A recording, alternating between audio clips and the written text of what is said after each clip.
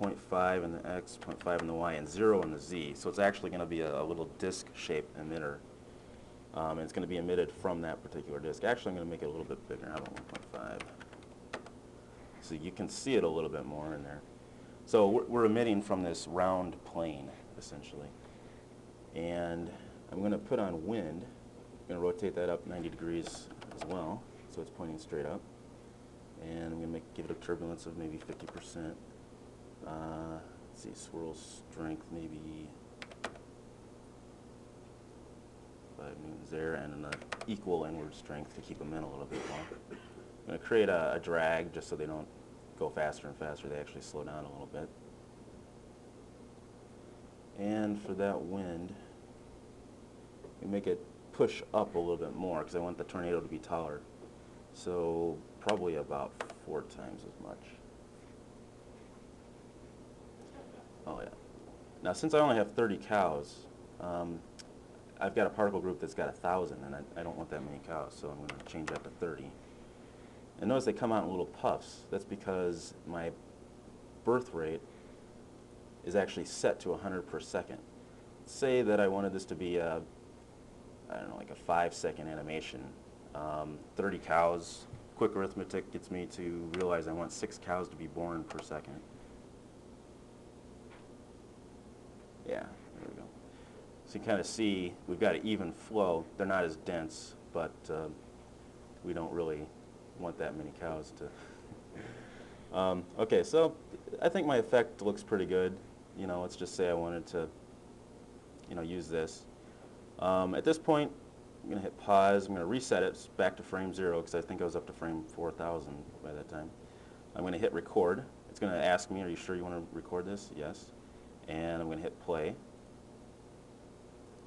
And I'm going to use this, let this run for maybe 10 seconds worth, which is 300 frames. Get that effect here, and that's good. Turn off recording. Go out here, and I'm actually going to go to another program called PStorm Post Process. This is where you do all object replacement. You can read a scene, and I'm going to read that. There it is, cow. You know, loaded my cow. Notice there's 30 cows, and there's a light and camera. You can actually apply these particle motions to objects in your scene, to lights if you want, to even camera. Actually, you can even apply it to bones, which is an interesting, you can get some interesting effects. At this point, I'm just going to go to my parameters. I'm going to load up that, what we call a PSM file. And PSM file is basically a particle shader mover file. It contains all the positional information and shading information for each particle per frame. Notice it says 319 frames. That's how many I recorded. There's 30 usable paths. Now what I'm going to do, I'm going to have it a lined path because I want the cows to actually face the direction that they are traveling in. Okay, auto spin is if you want to do explosions, you can have it automatically randomize the spin as anything gets emitted from. Okay, now I'm just going to shift click, select all these objects. I'm going to say add plugins, and it's telling me that scene file will be overwritten. That's fine. Notice these are all controlled by Particle Storm, everything but the light and camera. And should come out here. I'll load the scene file. Make this go about 300 seconds here, 300 frames.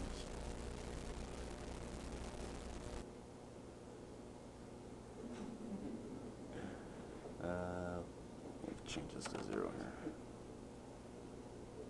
So you can kind of see what's going on here. They're being born, and they're going around, and they're actually facing the direction that they're traveling in. And when they die, Particle Storm handles all the, killing the cows actually, and it moves it behind that camera where they were before they were born. I'm going to make a preview here by bounding box. A little bit quicker.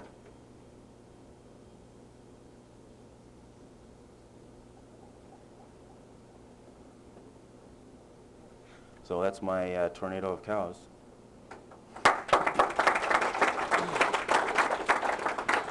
Okay, I think I'm almost out of time anyway, right?